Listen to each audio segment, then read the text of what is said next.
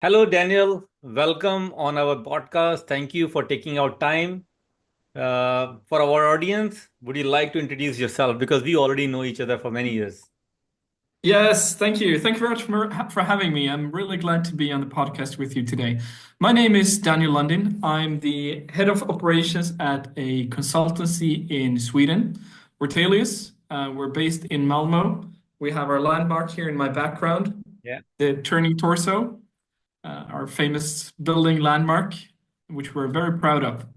I've been here as a consultant for the past 10 years, always working with, well, 10 years ago, we didn't really talk about metadata in the way we do today, but looking back, I've been working with metadata and using metadata to ensure the companies I work with, they get the right data in the right format, in the right time, um, at the right quality.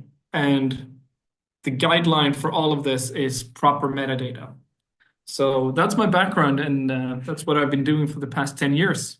Okay, awesome. So our this session, I really want to take as much as out from this session from the metadata perspective. Our main agenda is MetaGraph. Hmm? And metadata, I think we have discussed enough metadata. We can touch base as well, but I really want to focus on metagraph and meta theory and in graph theory as well, if you can touch base. If you want a Hmm? separate session, graph theory, or you can cover up to you. But metagraph is something I really want to focus on. Hmm? Yeah. But to Sure. start with, but for our audience, let's start with the basic of metadata. We won't spend a lot of time on it, five minutes on it, then we jump onto the metagraph. But before that, I just quoted something which I would like to quote it again.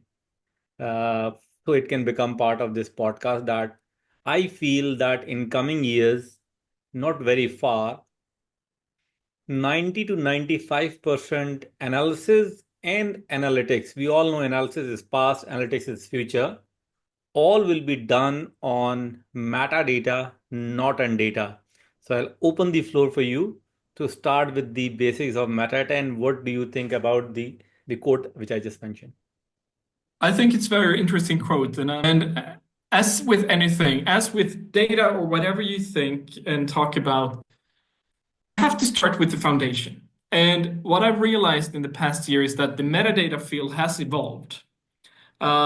Looking 10 years back, when you talked about metadata, most people, almost everyone I spoke to, when they thought about metadata, they talked about what today is referenced as technical metadata. You know, the schemas, the data type, the data model, the system logs. That was metadata in the past.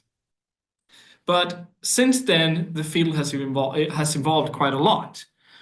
We can talk now about operational metadata, like ETLs or actions on the data.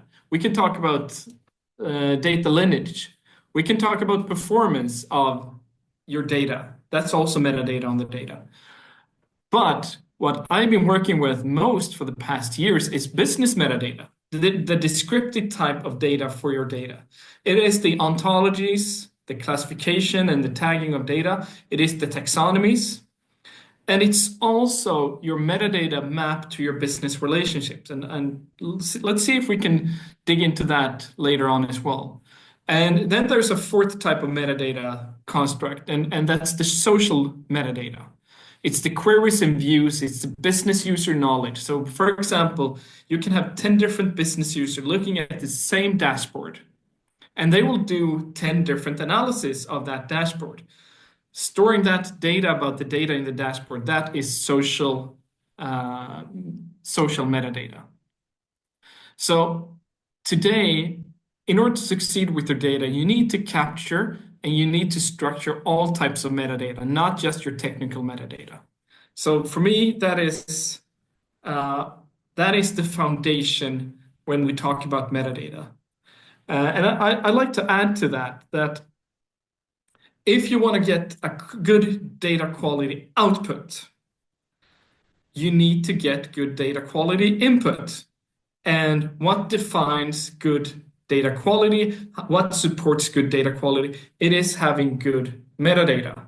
Just having a field that says weight or revenue is not enough to provide context to the data that goes into any type of data pipeline or analytics process. You need to understand what's the definition of the weight. What's the unit of measure of the weight? What system does it come from? And in which context was it created? If you know these things, analysis and data quality becomes easy. Yeah, so for me that is the foundation, and I Hmm. think we need a more nuanced language for metadata to get to the future you're talking about. Yeah, yeah. So as you just mentioned this data quality, let me also touch base on to this one, right? When we say data quality, right? Last time data quality was very subjective. Do a standard data quality, implement Hmm? every data quality standard to everywhere. Now I think, correct me if I'm wrong, that now data quality is more of an objective based on who is using what.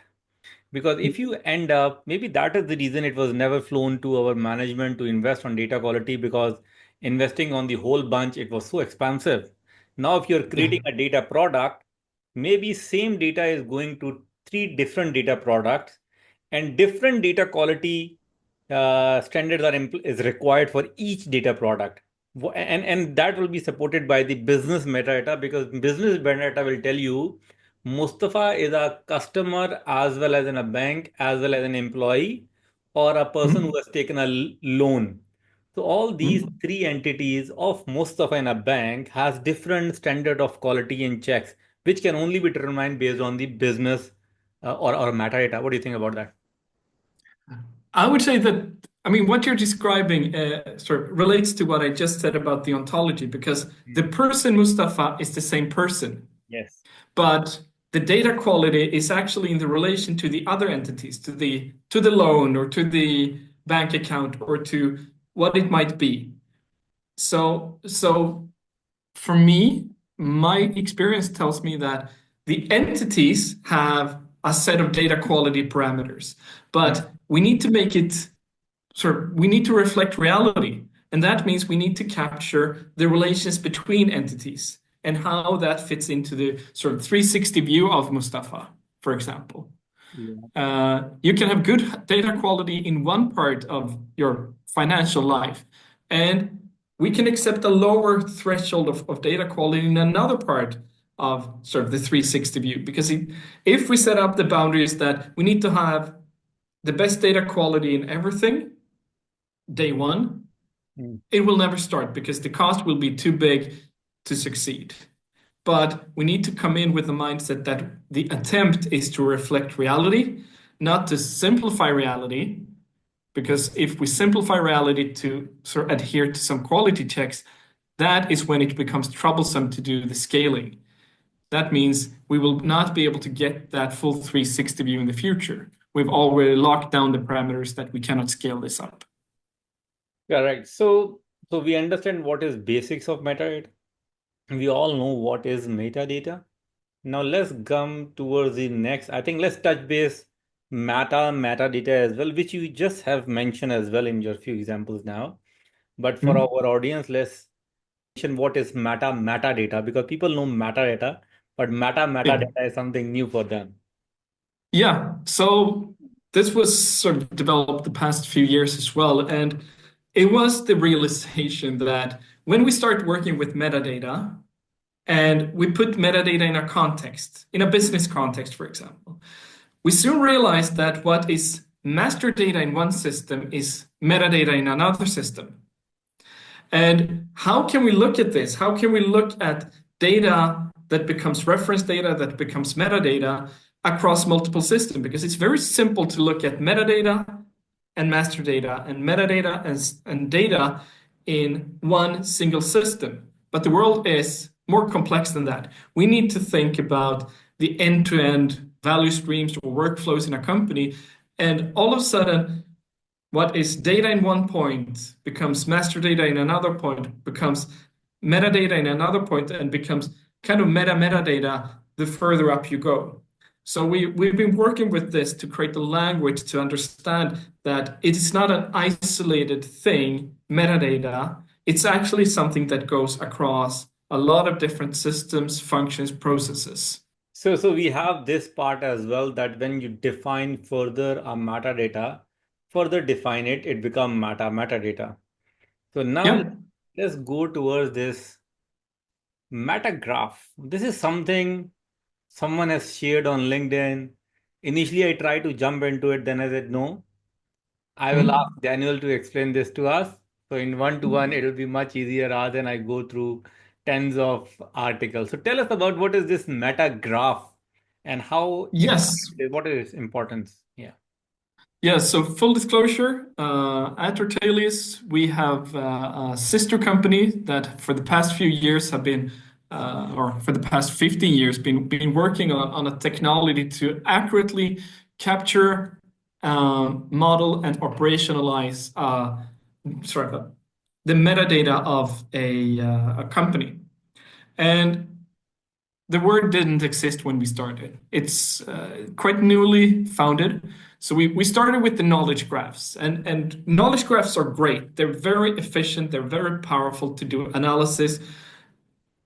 But the core element of a knowledge graph is a pairwise relations. You have entity, and then you have a relation in between. So for example, in a knowledge graph, it's very simple and powerful to connect a a person to a book they purchased. Let's have the Amazon example in the back of our minds. And we can then look at that and say, okay, this person has bought this book. And then we do some big analysis and we can say, there's a lot of people, there are a lot of links from this book to this person. And this person has also bought another book that you bought, and we can then make recommendation. So the knowledge graph is super efficient at that. But it is pairwise relations, entity, relation, entity, or entity, edge, entity. The MetaGraph was founded because we saw a need that we need to describe a more complex reality. The world is not two-dimensional. We have three-dimensional that we move around in, and then you can add a fourth dimension, time, and we can add quite a lot of dimension when we're describing reality. So let's put it like this. You have a person who has a role, who works in an organization. And let's put this to the test and say, this person is a consultant. So this person actually has many, many different roles in many different organizations. If you only have a pairwise relation, you can say Mustafa has the role of CDO in organization. And then next is a CDO exists in this organization, organization X. But to describe what you do, you actually need to describe all three of them. Yeah. But since there's only one relation going there, you say Mustafa has the role of CDO. That's two entities, one relation. Yeah. Then you have to create a relation that says there is a CDO A company. in a company. But that's also a pairwise relation. You need to bridge all these three and say, this person has this role in this organization. And then you can have a multiple of these. Correct. And that is the role of the metagraph. You can also see it as a graph of graphs. You can have many knowledge graphs, but how do the different graphs sort of relate to one another? And this pulls us back to the metadata. Because just as I described before, your metadata is not to be seen as isolated for just one system. You need to look at your metadata and say, this same metadata, this role, it's the same role in all the systems. This person is the same person in all these systems. So you need to have that 360 view of your company, and you need a technology that supports an infinite amount of dimensions stored in a database. So, So, so sorry, just to add it here because I'm still not completely through with this one. hmm? I still have questions. So you are saying if a person has a role, and role is in an organization.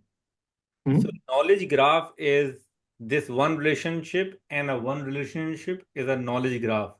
But when we mm, say you see all these two, or maybe an organization is part of a group, there's a mm, third relationship or a fourth entity. So you are mm. saying all these combinations, when you see at one place, that is called a Yes, meta graph, is it? yes, yes. But isn't it like, if you, for example, I'll give you an example of knowledge, no, New4j, and we are talking Mm, about graph DB databases, right? That is where we define this relationship. If we have one relationship, that's a taxonomy. If we have more than one relationship, that become ontologies, right? Different kind of relationship. But we also see mm, that into that, what you call it, link chart. We have link mm. charts that you search a product is in this document, and is in document, and is this document, and all those documents are joined. So we do see that over there. How this did graph, meta graph, is different than that. So, as you said, here you're looking at individual data points. Mm-hmm. Of course, you can configure queries that traverse, but those queries are then based on specific sort of defined relations. And you say, okay, I want to join relation one with relation two with relation three. It's Mm-hmm. up to whoever writes the query to define how that graph sort of ties together. Mm-hmm. And what the MetaGraph is doing is actually explicitly stating this is a predefined context. Let's call it a context, a predefined hyperedge, as it would be called in a hypergraph theory. Okay. So we define standard. This is the standard. You don't have to invent your own schema or your own query to find the relations. You have predefined relations. I And got it. that's the difference. I got So it. it's not up for interpretation. And some companies have solved this good, but we are seeing that there are companies that are building, once again, the POC type. Let's build one knowledge graph, and let's build a second knowledge graph, and let's build a third knowledge graph. And all of a sudden, you're at 500 knowledge graphs, for example. And now I want to use one of these sort of graphs, and I want to find what was the revenue of 2024 Q1.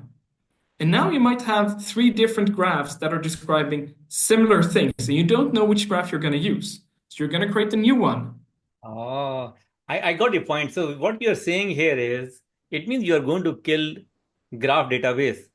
Correct me if I'm wrong, because No, I love graph databases, but even a graph database needs its proper context. This is what, so yeah, the core of this is you need context. yeah. So what we are saying here is, in graph database, we have based on taxonomies and ontologies, we create these relationships.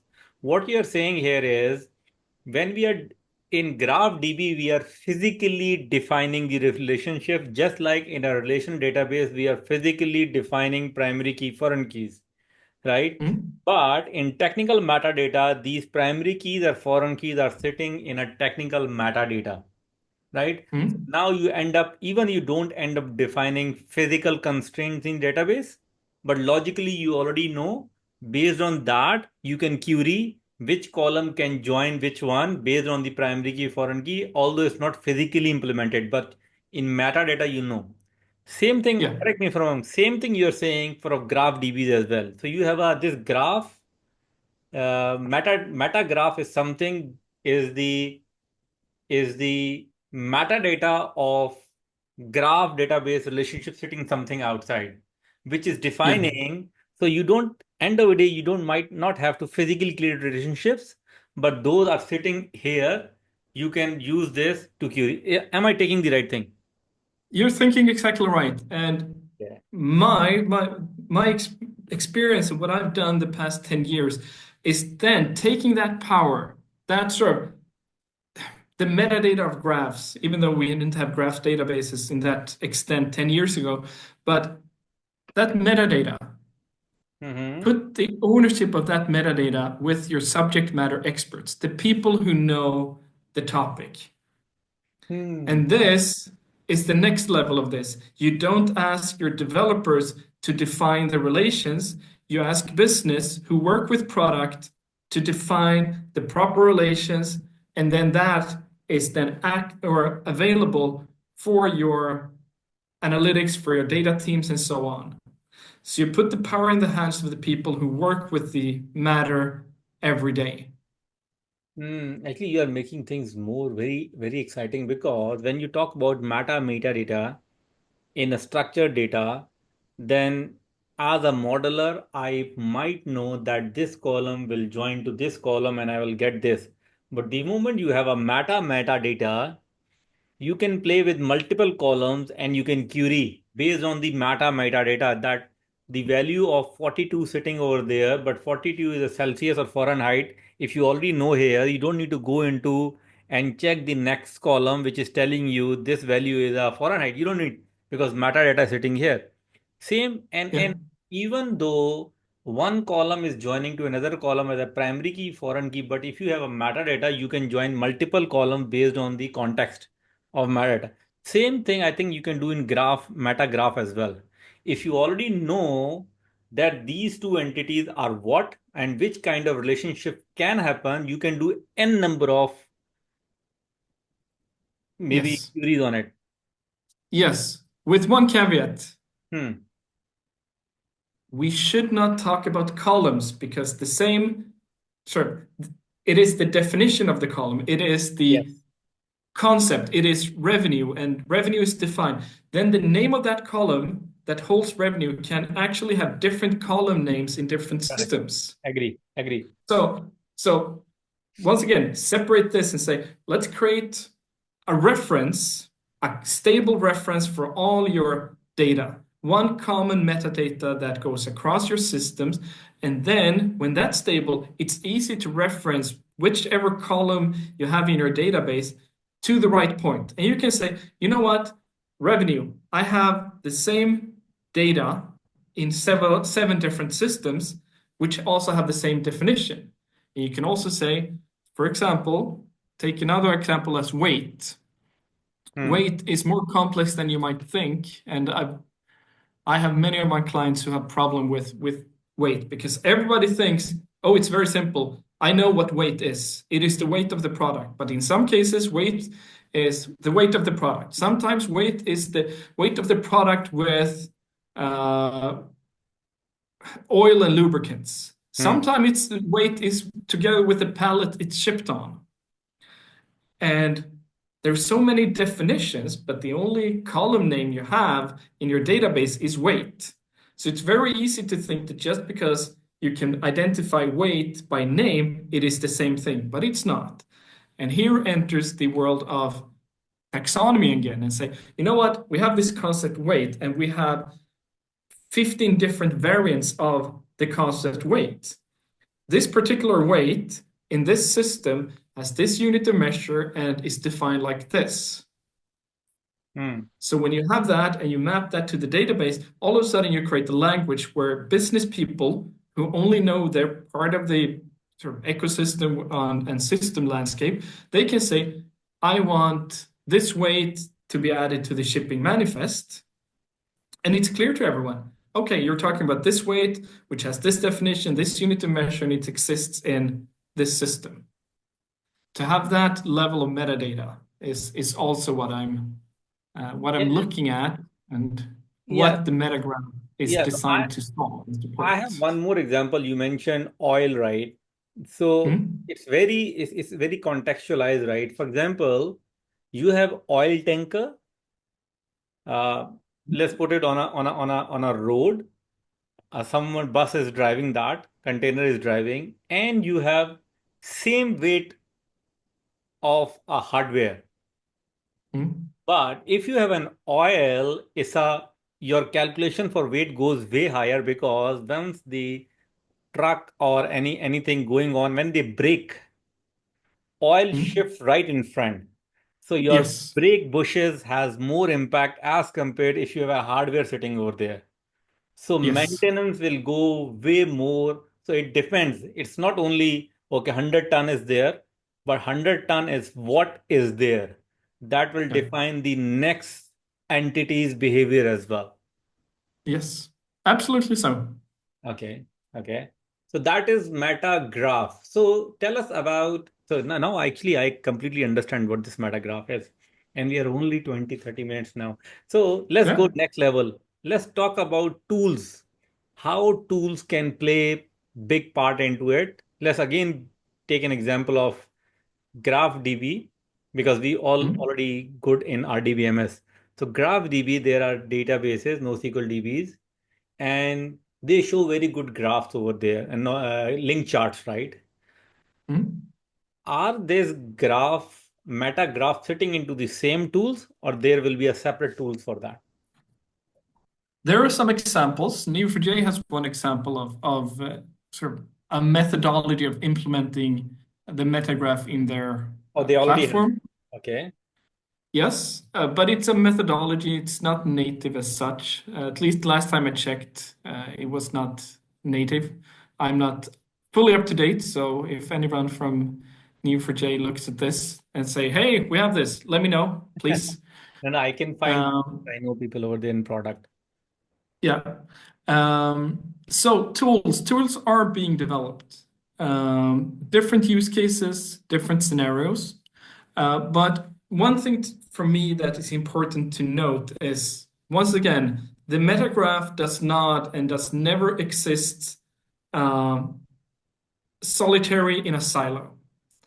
So the crucial part for a metagraph is to be able to communicate metadata to other systems. So talk with other systems, talk metadata with other systems. So that puts requirements both on the metagraph and the other systems in your landscape. Because if your system does not or is not does not have the capability to communicate metadata, it's very hard. Then you'd have to put it on an sort of integration level. Hmm. You need to do it, sort of add your metadata in transit, which is also possible, but it requires some additional work. Um, Actually, this will also solve a lot of challenges on compute power as well. And mm, especially in DaaS architecture where data is a service, right? Because when you're mm, exposing your data to the external parties, all your cyber security, privacy, data observability challenges will come into picture.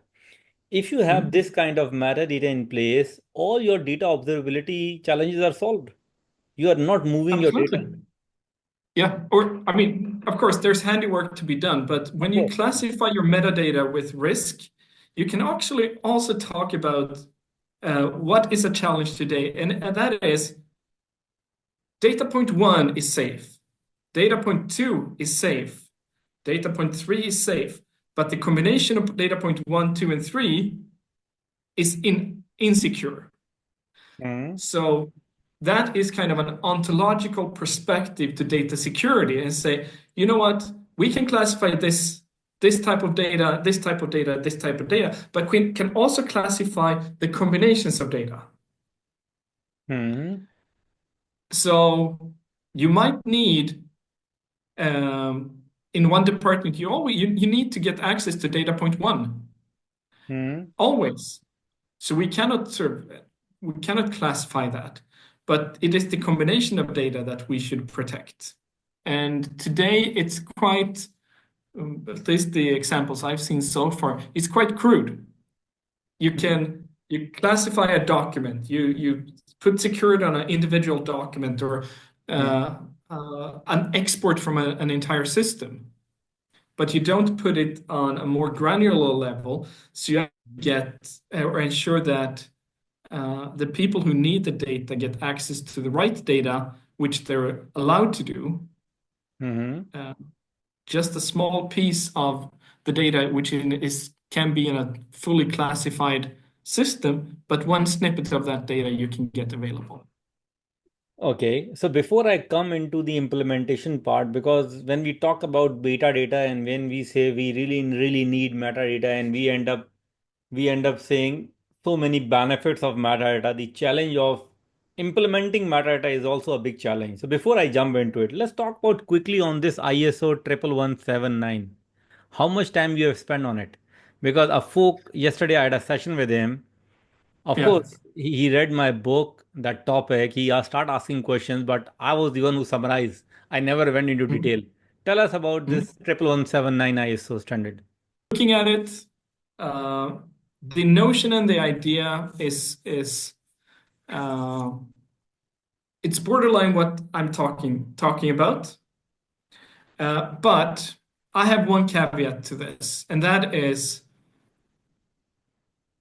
standardization is good to a level. Mm, But when it comes to an organization, each organization has its own sort of connections between data. yeah. So you can standardize some elements of your metadata, Mm, but each company has its own landscape. Talk about it like a map. Each city has the same elements that it's built up from, mm, but every city is built up differently. So you have to design each map based on the prerequisites you have in that individual city. When you then sort of elevate that perspective and say, okay, now I want to have real-time data. I want to have sort of see where the traffic jams are in real time. Then you connect data points to that map. And now you can do simulations. You can do simulations on if I take path A, B, or C, which is the fastest to get to the destination? Once again, these prerequisites are different in different organizations mm, because the paths differ, the uh, criteria for how you navigate through the city are different. Uh, you have sort of a lot of Spanish cities, for example, or cities in Spain. All cities have quite narrow streets. mm, So if you're planning driving a scooter, a small car, a big car, or a truck, the it differs which roads you can take to get faster to the destination. So standardization, it's good to have the standardization and say this is the definition of a house, of a road, of water. I support that. But when it comes to the implementation of it, it needs to be custom made for each individual company. Actually, you have quoted a very good example of this map. I'm going to put that into my DAS architecture second or third slide because you are absolutely right. Because everybody keep asking me, "Hey, will this DAS architecture solve all my problems?" I said, "No. DAS architecture will tell you all the possible components, but Hmm? every organization will have their own combination of components. It cannot Hmm? be I give you one reference architecture and you implement everywhere. No, it cannot be. Everyone Yep. might have 60% to 70% or maybe 30%, or they may already have 50% already implemented there. We do not know. So you Hmm? have to go into every organization, learn their existing ecosystem, and then build the new one. Okay. So that was bragging about my architecture. Now, yeah. And I would like to add to that, Mustafa, because there is an element to that one of my colleagues have taught me, and that is if you look at those capabilities, let's call it that, you need to look at them in kind of three levels. Let's call it the base level. It is to function, standard components, not configured at all. Let's use the standard components for the standard functions. Hmm. That is to function. Next level up, it is to play. Now we're moving up and now we're adding elements that are kind of best of breed solutions for your specific niche or your specific challenge. You add those sort of best of breed solutions. You add a specific type of database. You add a specific type of HR system or what it might be. And then you have the third level. And this is what I'm most excited about. It is to win. That is what makes you unique. Hmm. Standardization is great, but a standardized company that does things exactly as their competitors do will never win. Yes. So up here on the to win, that is where you have your custom development, you have your special solution, you have kind of the core of your DNA in your company. You put it there. It needs to play well with the other two, but you need to have your unique things going on. Of course, it all needs to speak the same language. It needs to use the same metadata. But if you have the same metadata, you don't have to be afraid of having these three levels. Hmm. You don't have to have the sort of one system for everything standardized from the biggest vendor in the world. You can buy that for the to function level, but then you can build your architecture and create a truly sort of system or solution architecture that truly represents your company, and do not try to buy a system that sort of has the most common denominator across 100 different companies. Yeah. So So I want to add that perspective as well. yeah, perfect. This is perfect, right? Right. That is what I told this gentleman yesterday, because he was starting from 1117. I told him first go back and find out your organization's entities. First, find Hmm? out your entities, context, and then start building the metadata. You cannot Hmm? start building the metadata and find the entities later. You will doom. Either there is no ending story because you will end up creating a monster and you might end up using Hmm? 10%. Okay, now we have only 18 minutes left. Now I really want to come Hmm? into implementation. See, as I was Yes. mentioning that now both of us especially are very much advocate of metadata, that metadata is this, metadata is that. But I can guarantee you that 90% of metadata is missing. As from my shoe, because you are the one who is really into it, you also comment onto it. Now, generating a metadata is a big challenge, especially in unstructured world. Are there any technologies in the market which can generate metadata for me? There are technologies that can generate metadata for you based on past. Yes. There are no technologies on the market today that can generate the metadata you need. So, only based on what you have, you can extract metadata from the columns in your databases and so on. And there is actually an interesting theory, and I'm looking at my notes so I don't screw this up because this is really interesting, I think. Uh, there's one theory going around which I find really interesting. It's talking about a scientific versus an engineering perspective to modeling and modeling metadata. So in science modeling, that you say kind of the value of a model lies in how well it matches that of a real system. And that's what you're kind of asking for is you learn from the past. You look at what you have and then you say, okay, this is my metadata. But then there's the engineering approach, the engineering modeling. And it says the value of the real system lies in how well it matches the model or the metadata. That is about designing the future. And here is where I've been struggling the past 4 or 5 years is that uh, a lot of companies today are still happy with just getting to understand what they have, but they're not ready to define what they actually need. So going back to your comment to the guy you spoke to yesterday. So what are you designing? Are you designing the past? Are you designing the present? Are you designing the future? So you need to get to an as is state, but my view and my perspective is when you start designing the future, you don't do a big bang. You solve one problem at a time, one issue at a time, and then you make sure you define and set the proper metadata for that problem, and you have solved one piece of the puzzle.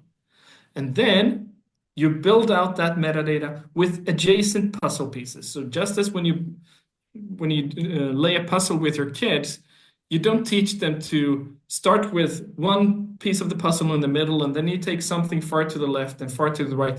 You start with something stable, one of the cornerstones. What are cornerstones in companies? Well, normally it's product, it's customer, Mhm. it's sort of person, organization.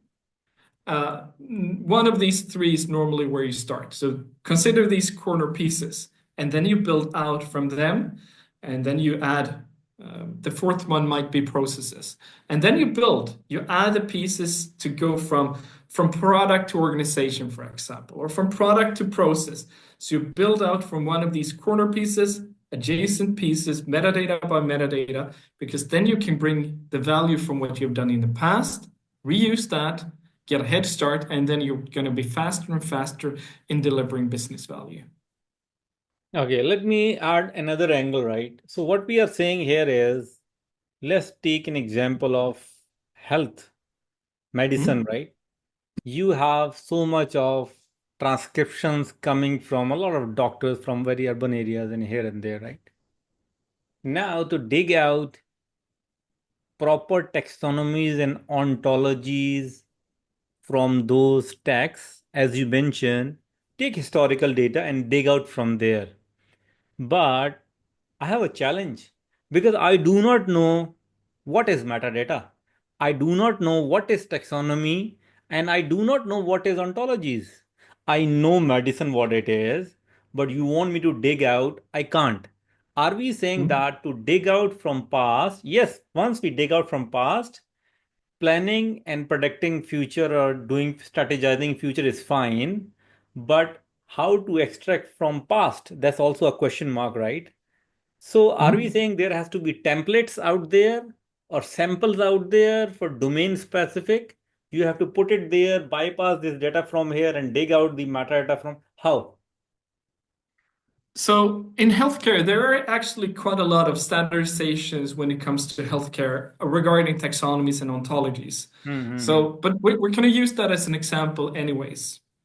Uh, I have tried several tools the past year, year and a half, where I have tried generating a good taxonomy or ontology based on a data set. Based on data set. And yeah, based on historical data.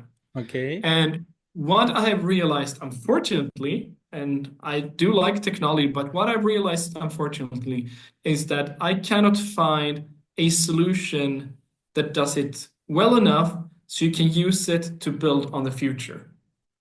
Uh, Mhm. what I've seen is that the work I need to put in to make that generated taxonomy and ontology good is actually bigger than what it is to create it from scratch. And there's an additional benefit of when you do it from scratch, when you do it proper. When you do it proper, you do it together with the subject matter experts in your line of business. That means they are on board, they co-create.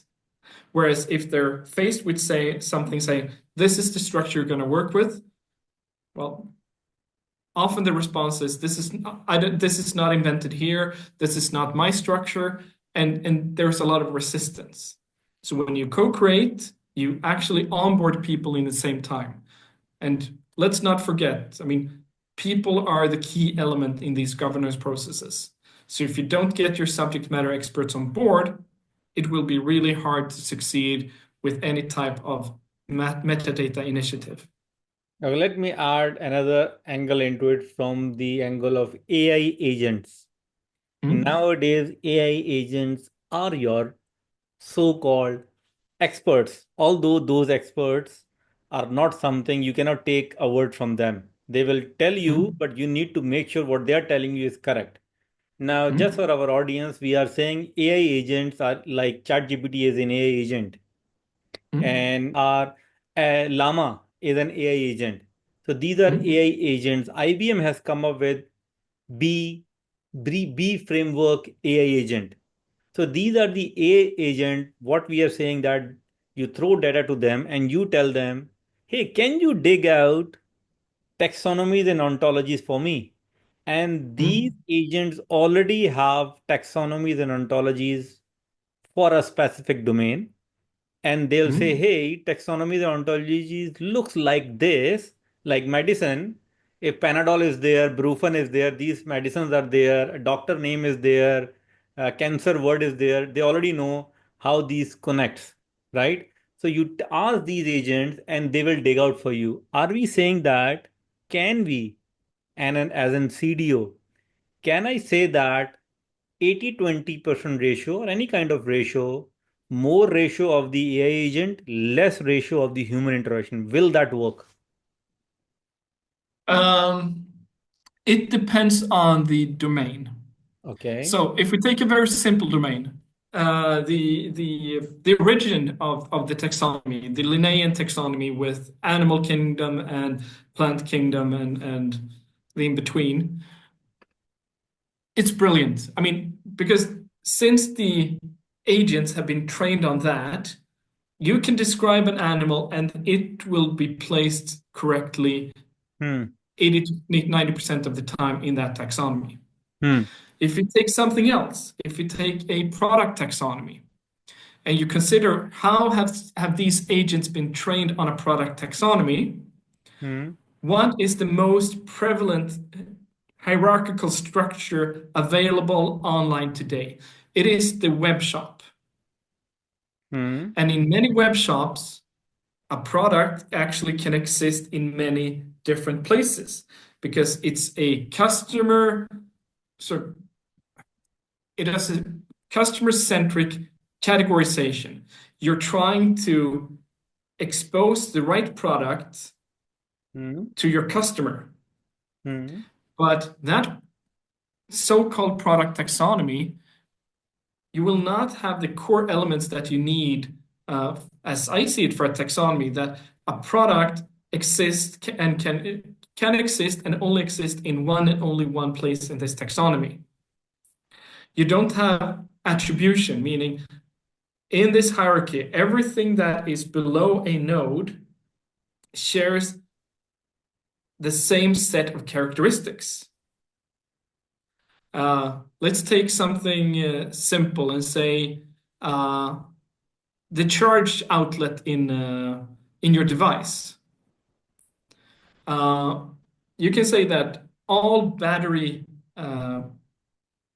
rechargeable battery products, they have a type of charging uh, outlet. Okay, you define that, and that means it's true for everything beneath.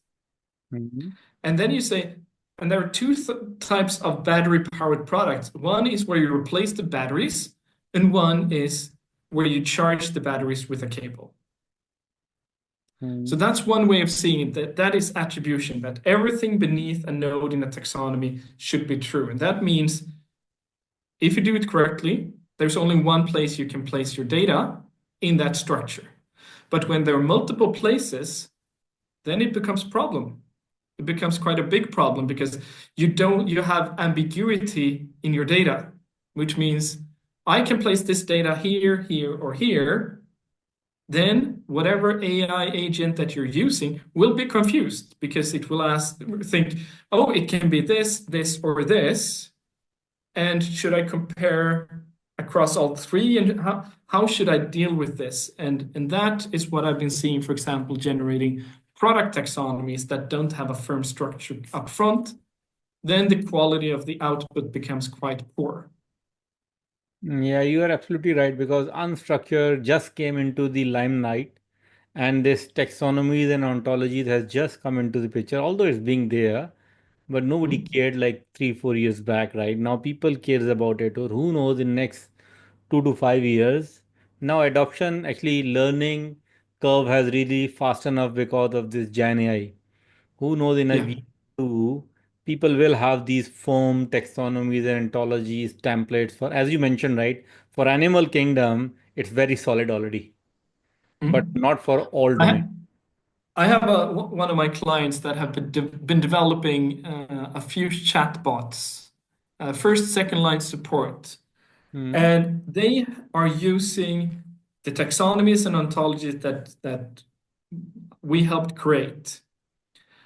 And they use that together with machine learning to take semi-structured and unstructured data from their ServiceNow tickets, from their technical bulletins, from their standard operating procedures.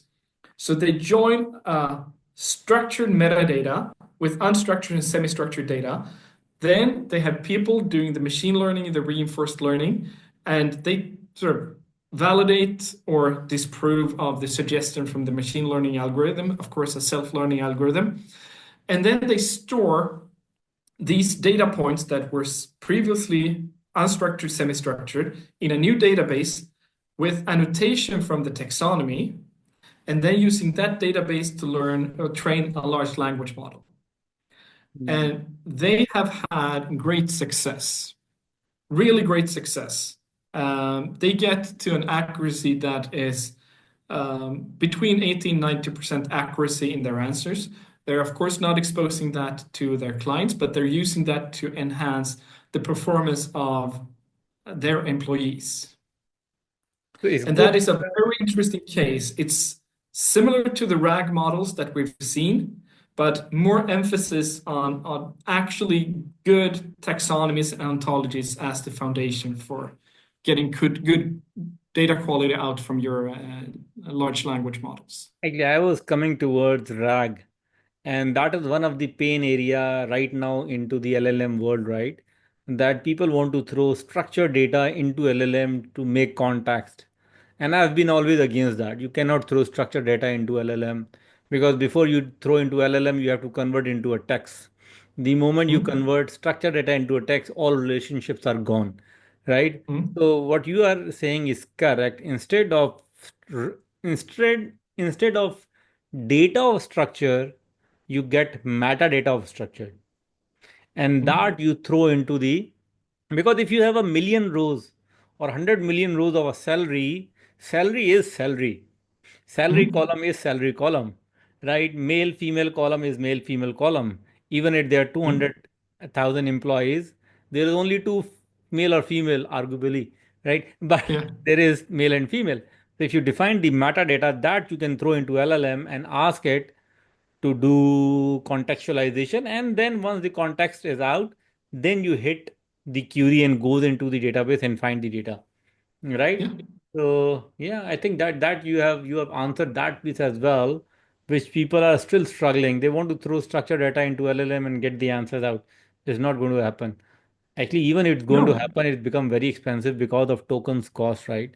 You throw 100 yeah, million. it becomes expensive, but also, I mean, this client of mine, their experience is that when they tried with unstructured data, Hmm. they didn't get over 30 to 40% confidence in the answer.